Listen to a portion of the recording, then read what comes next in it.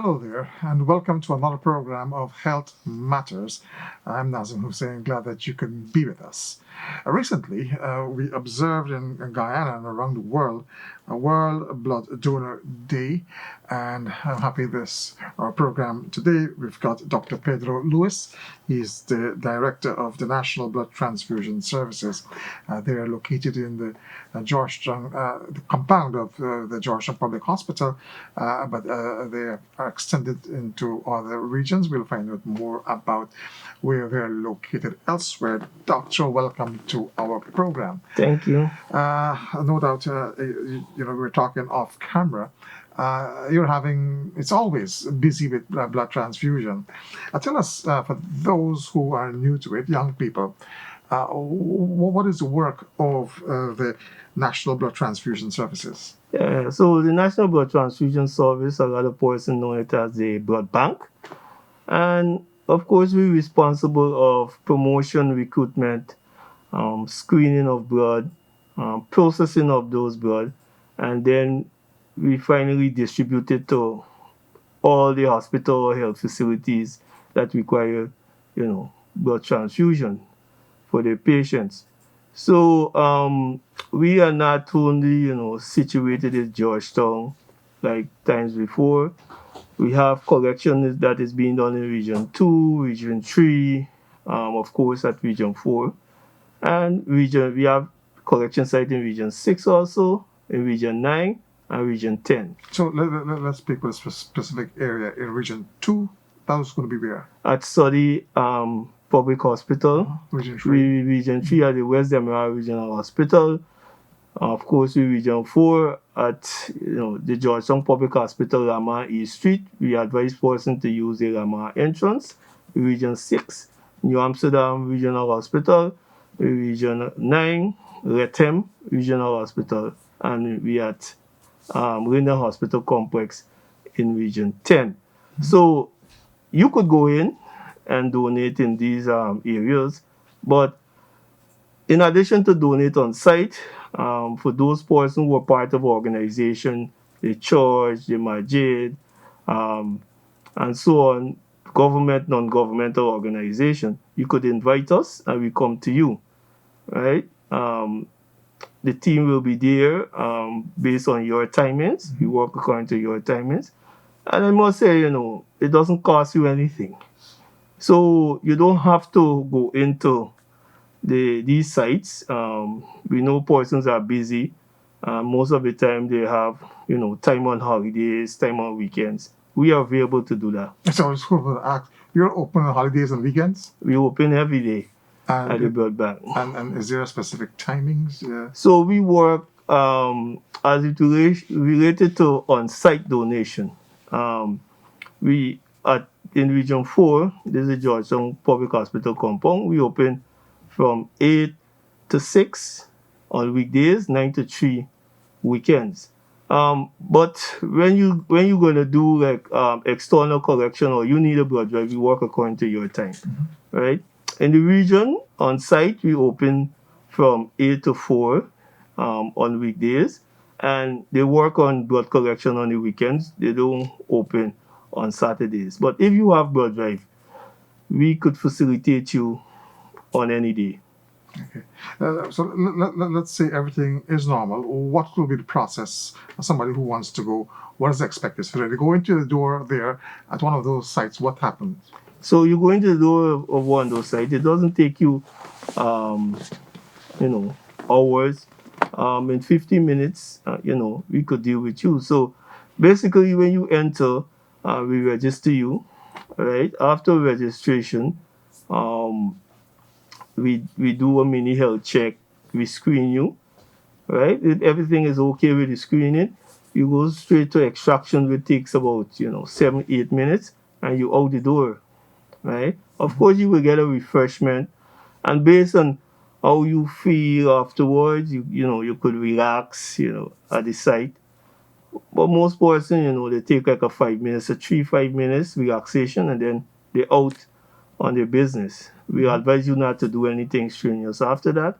But we find most persons will come around lunchtime from the job, take time off from the job, And within 15 minutes, they're finished, going back to the job as normal. And so the only time, as you said, they will wait is if there's going to be people who are in front of them. Right. But I could, assure persons that when there's a lot of people, especially, from a particular organization, they will facilitate blood drives. So, there's no particular time that you will go at the blood bank and you see a lot of person in front of you. Okay. This is Health Matters. We're talking to Dr. Pedro Lewis. He's the director of the National Blood Transfusion Services. And we're going to take a break. When we come back, we'll have more for you. In 10 minutes, you could save 3 lives with just 1 unit of blood. Here's how. Each unit you donate is divided into the 3 components: red blood cells, plasma, and platelets. Each of these components have different uses too, treating different diseases, car accidents and burn victims, trauma patients, open heart surgeries, and so much more. Car accident victims and organ transplants require at least 50 units of blood. Burn victims need at least 20 units. Open heart surgeries require at least 10 units of blood. It starts with you and 1 single unit. So let's join in making the world a better place. 1 pint at a time, 1 life at a time. We all have the power to give blood, and at some point in life, we may all need blood. From women with pregnancy or childbirth complications, to children with severe anemia and patients with thalassemia or sickle cell disease. We need people worldwide to donate blood regularly, because when disaster strikes, help has to arrive fast. The moment you donate blood, you are helping to provide safe blood for all. Make a date to give. Donate blood. Save lives.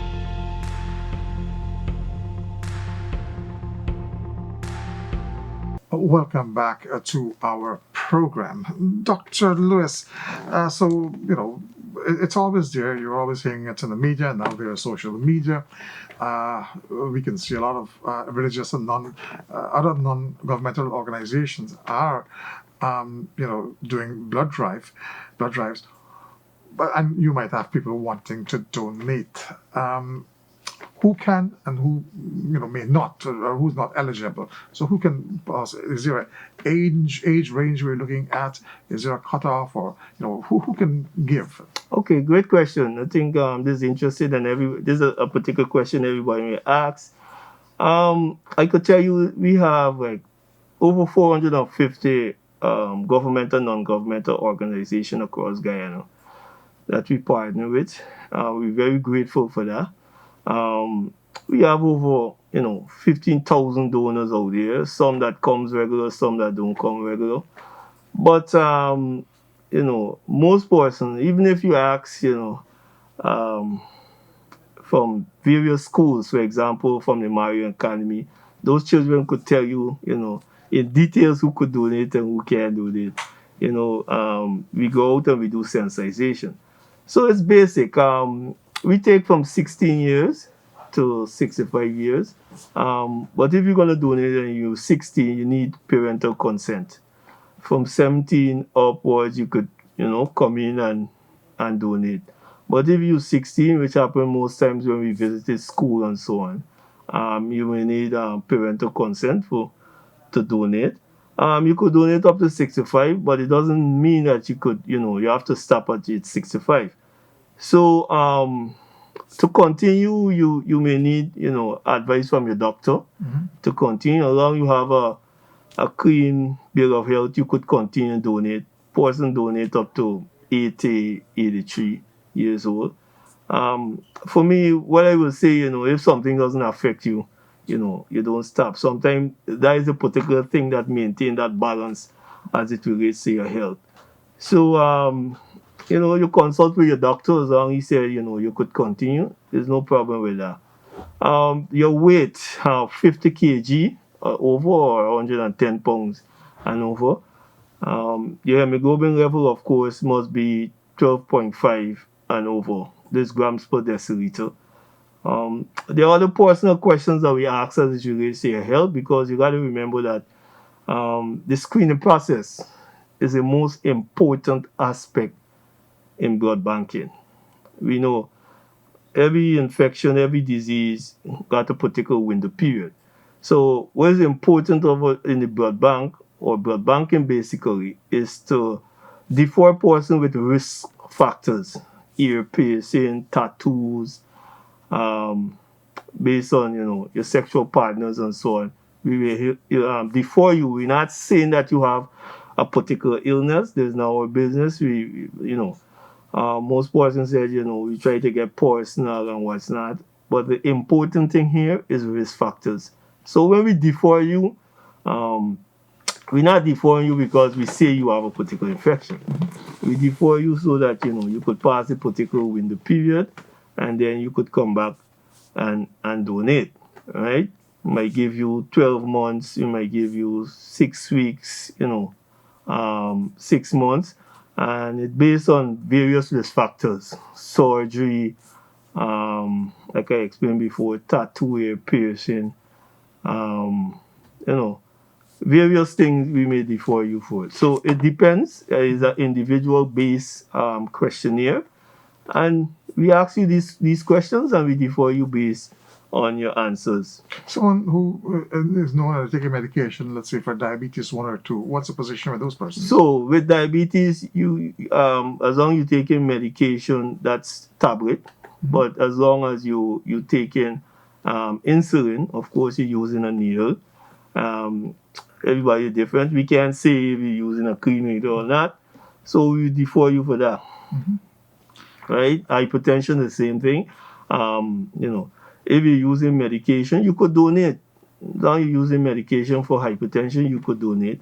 We don't stop persons because, of course, that's a benefit for you. Donating blood helps in regulation of your blood pressure and also helps in, get rid of the bad fat.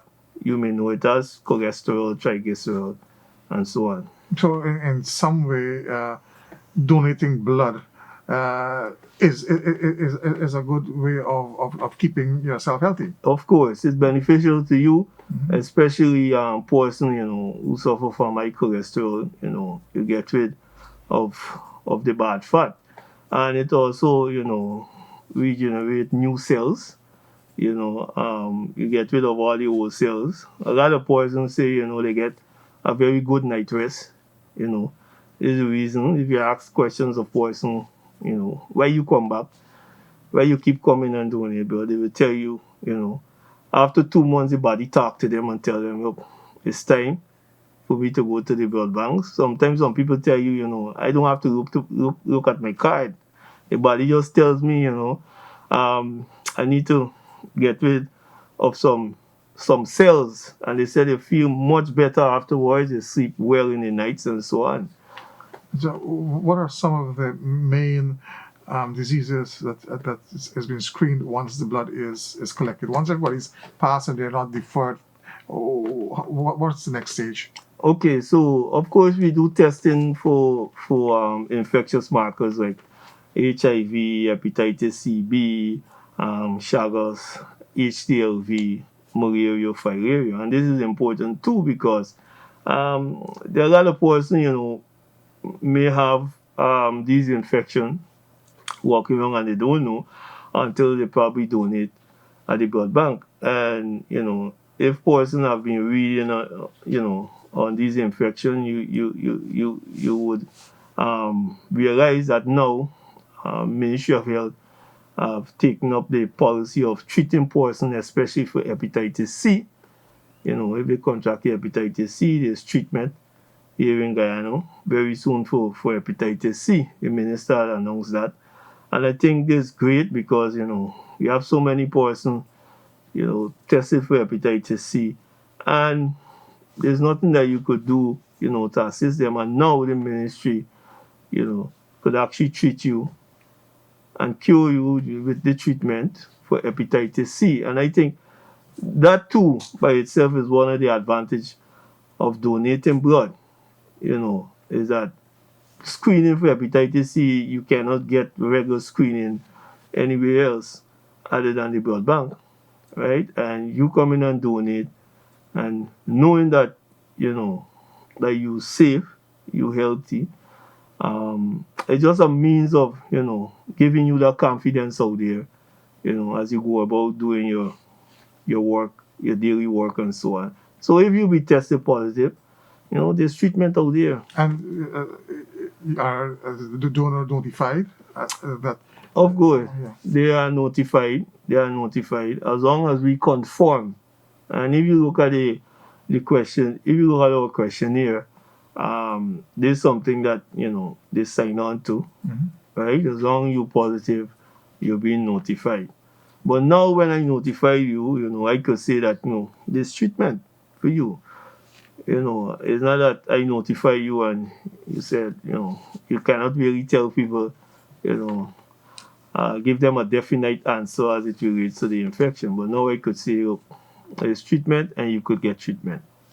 You were talking about people, bodies telling them they have to donate again. How often can someone donate? So you could donate every 57 days, 2 months. Every 2 months you could donate blood.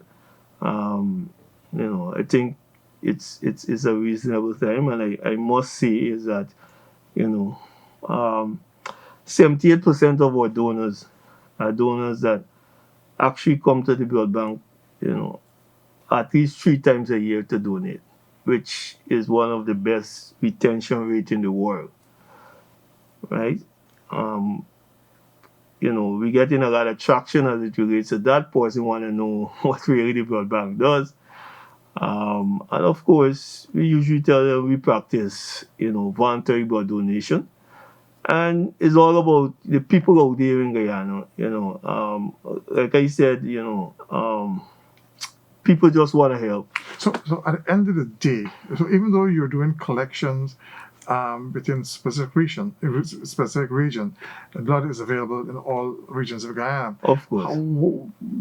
Then you said the screening process is great, and so the people out there should feel comfortable in receiving blood. Of course. We cannot say, I understand that it's 100% safe. We cannot say 100% safe. But what we do, thank God to this date, we have no reported anybody being, transfusing infected blood. But, like I said, asking the question, right, is very important.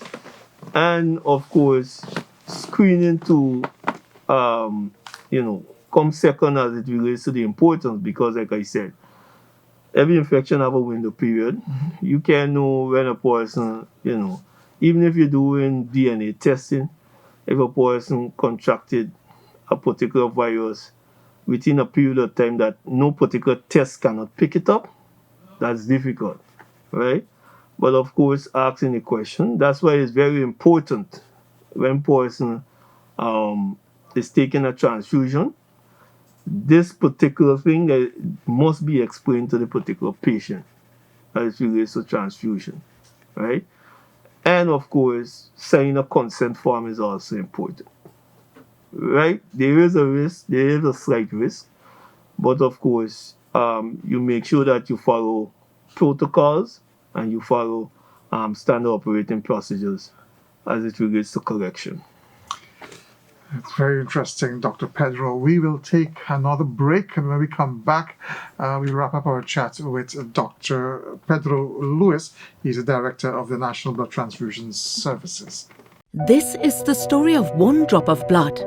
This drop of blood started out in the body of Parry. When her friend Mariam was in labour and started losing a lot of blood, Parry didn't hesitate and donated blood to save her friend's life. That drop of blood, with many, many others, went from Parry to her friend Mariam, and Parry saved Mariam's life. It's also the story of another drop of blood. Manuel sees every day how accidents happen all the time. He feels a connection to his community and wants to do his part to contribute to the well-being of his people. Every 3 months, he goes to the clinic and donates blood. Manuel's blood drops go to hundreds of people who need them to survive. This is the story of millions of drops from millions of people that decided to make an act of solidarity by donating blood.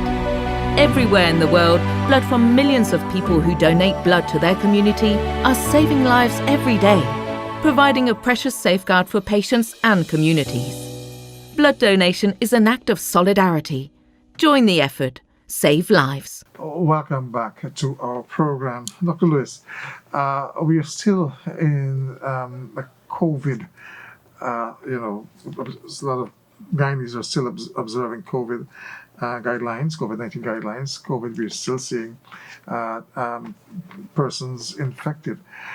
Persons who were infected with COVID, what is their chances of donating? Is that a criteria not to donate if they were infected by COVID? Yeah, and that too have a particular time period as relates to deferral. So I must say, So I would have got COVID in December 2020. Okay. What's my position? So 28 days after the infection, you could donate. But I need to make it clear that the COVID-19 virus cannot be transmitted through blood transfusion. There's a myth out there that it could be transmitted through blood transfusion. It cannot. It could be transmitted person to person. So the reason for the default is basically to prevent it from, transferring to my staff and my staff to the donor. So it's very important that we make that clear. It cannot be transmitted through blood transfusion. But the antibody is there. I mean, if the antibodies is being transmitted to a particular individual, it might be good for the particular individual because, the antibody is there to fight off the infection if the particular patient has a particular COVID-19 infection. But, of course, it cannot be transmitted through blood transfusion. So the starting of the endemic, we had some difficulties here, but that's something that we had to adjust, in a very quick manner, because we had a decrease in our collection, 23% reduction in 2020, but it didn't really affect us a lot because, of course, you will know that we had surgeries like kidney transplant, heart surgeries. Those surgeries were postponed in 2020, and it didn't really affect. I must say, in the entire region, we probably had the lowest amount of reduction in terms of collection. We had to act, and what we did something you call, community sensitization and blood drives, which, gained a lot of traction again. The staff in the region, most of the time, went house to house, sensitize persons as the importance of blood donation. Let them know that, we still have patients in the ward, we still have maternal mothers who are at risk of bleeding that may need the help. And they actually went to the health centers, and donate blood, which is close to them. So who had fear of coming to the hospital actually went to the health center and donate. In terms of costing, it increased our cost, of collection a bit, but the blood was there for persons who needed it, and which I think was the most important thing. And very importantly, when you are giving blood to a patient right across this country, is there a cost attached to it? The receiver.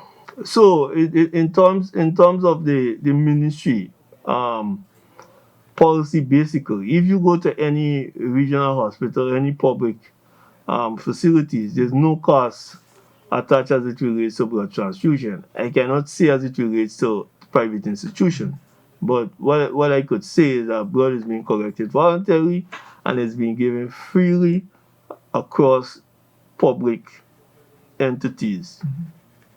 Important question which I should have asked from the beginning. It's the risk for the donor. We know there's a needle stick involved, and some people who are new to this might think, there might be risk, there might be contaminated needles, equipment and so forth. What's the position with that? In terms of contaminated needles and risk of particular donor receive any infection from donating, but no, impossible. Every donor, the staff will see that, we use a fresh bag. It being opened in front of them, a fresh bag, fresh needle, right? Fresh everything, right? As relates to, blood contact. So there's no risk as it relates to, contaminated, any viral contamination and so on, to donors. There are some other risks as it relates to, person may know that's fainted. We call it the vasovagal reaction, which comes mostly because of anxiety with donors. Study have shown that. And it's rare. You get it like 0.001% of the donors that will faint. So we advise persons when you come in and donate blood, keep your normal schedule. If you having your breakfast, have your breakfast in the morning before you come. Don't fast. It's not something that we advise persons to fast. Right? Have your normal breakfast, your normal day, and you come and donate. If you don't have, you haven't taken your breakfast, you could take a glass of water, a bottle of water before you go and donate. And very quickly, if the time is running out, in the event you have civil society organizations, religious organizations want to make contact with you, new ones, how do they go about doing that? Well, they could call the National Blood Transfusion Service. Our number is 225-7182 or 225 9022. They could call us. They could go on our Facebook page, National Blood Transfusion Service of Guyana, and you could make contact with us through our Facebook page. We have lots of organizations that does that. They call and we, tell them the schedule, give them, they will tell us their time frame and so on, and we will be there.